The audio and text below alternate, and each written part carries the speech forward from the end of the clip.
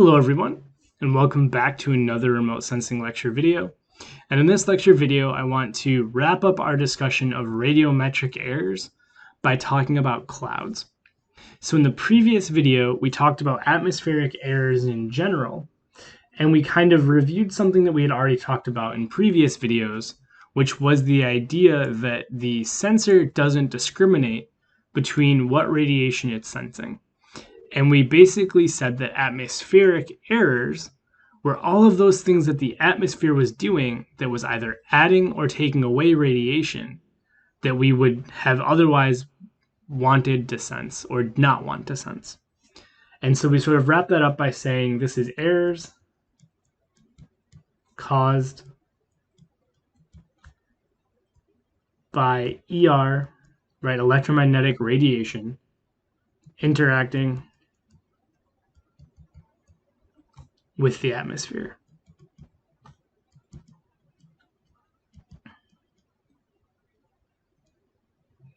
Okay. And I had mentioned in the first video that a special subset of atmospheric errors are due to clouds. And so in this video, I want to sort of detail more specifically what I'm talking about when I say clouds.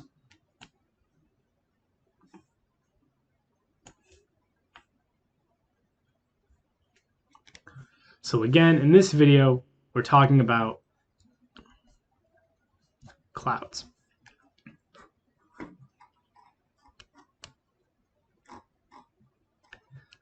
So hopefully I don't have to explain too much about what a cloud is, right? It's condensed water vapor with particulate matter that is in the atmosphere. And if we're using any sort of high altitude airplane or satellite, it's going to be in the way, right? And so what I want to do in this video is I want to talk about two things. I want to talk about the clouds themselves,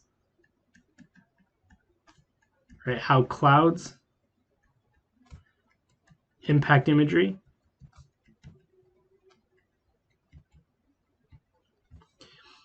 I want to talk about how their shadows impact imagery.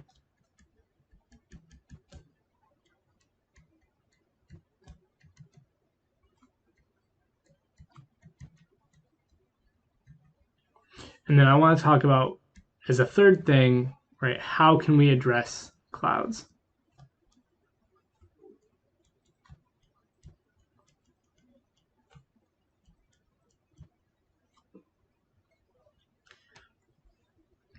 So let's talk about the first thing, right? How can clouds impact imagery? And there's really three ways that that can happen. The first and most obvious way that a cloud can impact an imagery is by just directly obscuring an object.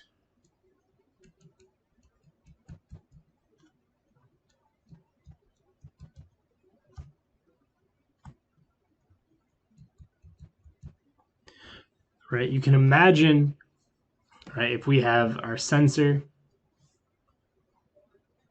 right, this is our sensor, right, this is the Earth's surface right here, right? You can imagine if we had a nice white fluffy cloud right here, right? The sensor is only going to see the cloud. It's not going to see the ground below it. So you can have direct obscuring,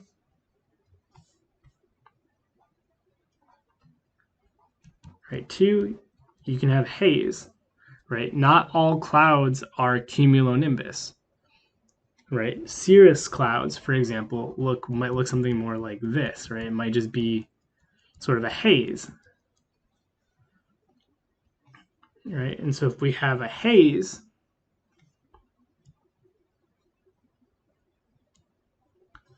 right, we're no longer completely obscuring it. We're altering the pixel values.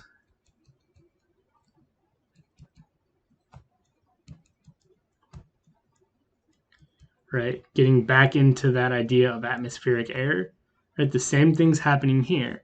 In this case, right, the water vapor was dense enough that we only saw cloud, right? In this case, right, with a cirrus cloud or some other form of cloud that's more hazy, right, we can still see the surface of the Earth below, but we're now getting an increased impact by the aerosol particles that are in the air. So things are going to appear brighter or darker, not because the landform has actually changed, but because we have a haze there that is interacting with the radiation, that is altering those pixel values.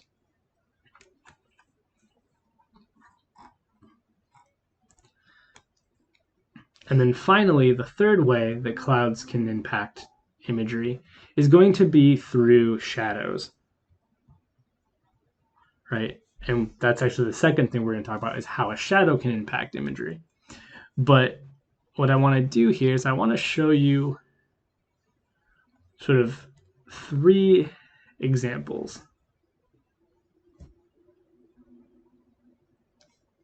right? So we can have a cloud. The cloud is going to be in the same position in all 3 cases, right? I'm doing my best here to try to keep things as even as possible, right? And we have our sensor, right, also in roughly the same place in all 3 images. And so this area down here, this is going to be what the area that the sensor is going to be measuring from, right?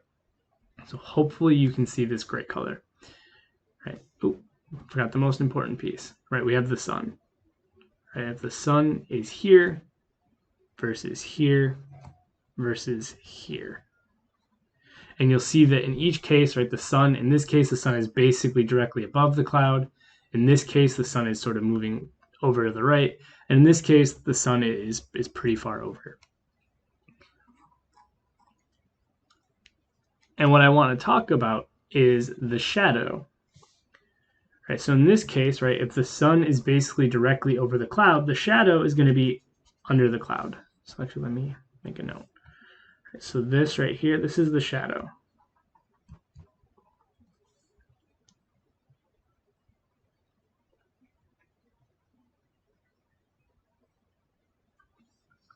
And so in this particular case, right, we have the cloud impact, but no shadow impact. Right, because the shadow is completely obscured by its own cloud. Right, in this case, right, where the sun is a little farther over, right, the sunlight's hitting it, and you end up with the shadow being, right, if we were to draw lines like that,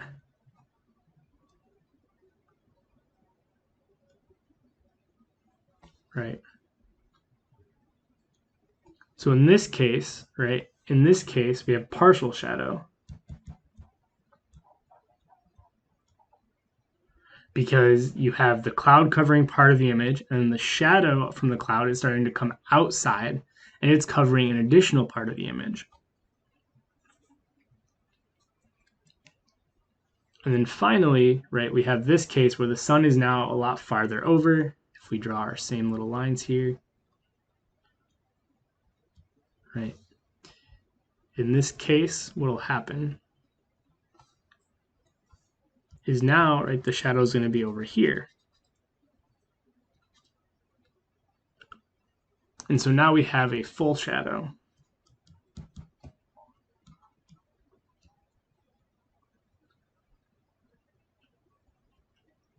Now, here's the reason why I'm trying to explain this diagram, and hopefully you see how we change the location of the shadow, right? Just like how your shadow location changes depending on where the sun is, right?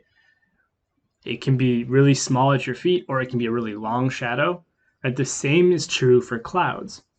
And the reason why this matters is if we were to keep drawing these diagrams where this geometry changes even more and the sun starts to get farther and farther away, you can start to have a decoupling.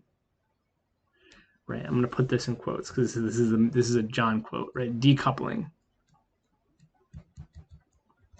Right, you can have a decoupling of where the shadow you see is in the image and where the shadow from the cloud is in the image, or sorry, where the cloud is and where the shadow is can start to decouple. And you can start to have impacts of the cloud, not just where the cloud is, but also potentially a fair distance away where the shadow actually falls. And they don't necessarily have to be connected as they were in the case of the partial shadow, or where you actually don't see any shadow at all because of the geometry between the sun, the cloud, and the sensor. Okay? So hopefully this makes sense. This idea that you have clouds impacting directly, impacting through haze by changing pixel values, or impacting by their shadows, and that changes depending on the geometry between the sun, the cloud, and the sensor. So just like last time, what do we do with clouds?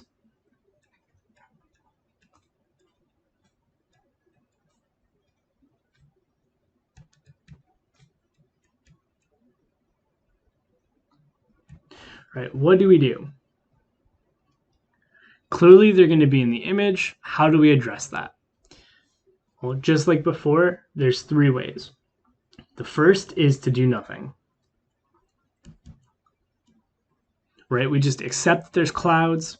Maybe they're not in a part of the image that we care about. Maybe there aren't too many of them, or maybe we just have other things we're far more concerned with. So we just accept those clouds. We set them aside and say, yeah, there were clouds. Right, 2. Right, maybe we're lucky and they're very small, and we can do, again, some sort of algorithm to average or approximate the pixel values under the clouds.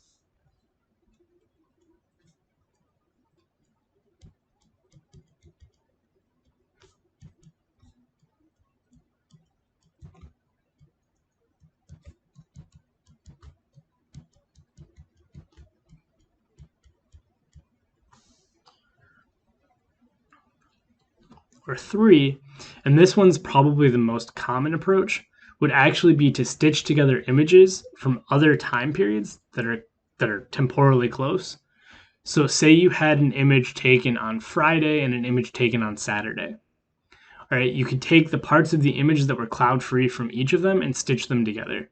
So that's called a multi-temporal composite. But basically, you can take the pixels or the pixel values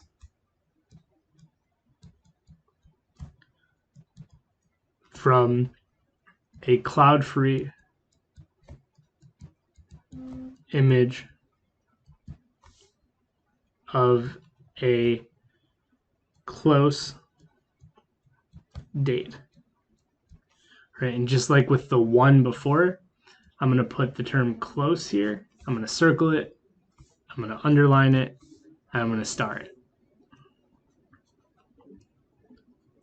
Right, because you have to be close. Right, you can't be going from May to August. Right, because you would have a completely different set of land surface feature phenology. Right, trees would be going through different processes in their life cycle. So you want something within a week, at 2 weeks at most. Right, underneath this, I'm going to put less than 2 weeks.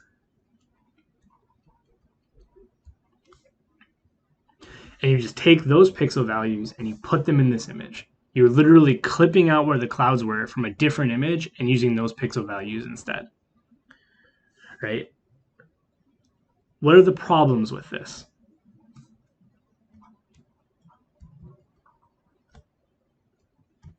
Right? What would the problem be with taking pixel values from a different image and just pasting them back up to replace the clouds?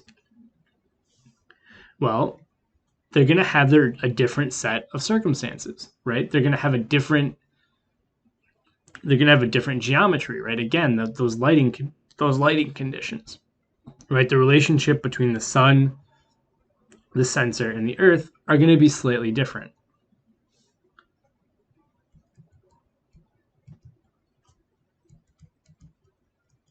We call that geometry.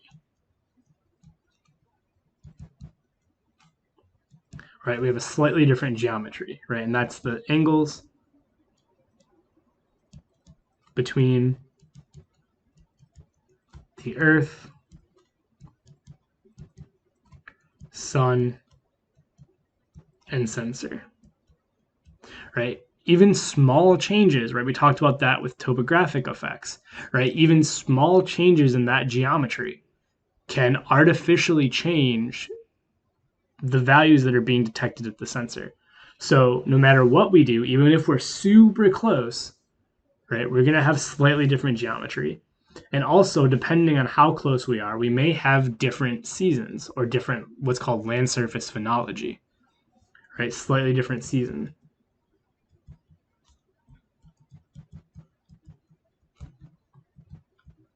Right? If you took an image now, right, and you take an image 2 weeks from now, well, maybe the trees are starting to have produced leaves, or maybe some flowers are starting to bloom, right? All those different land surface features are going to affect what the sensor is detecting.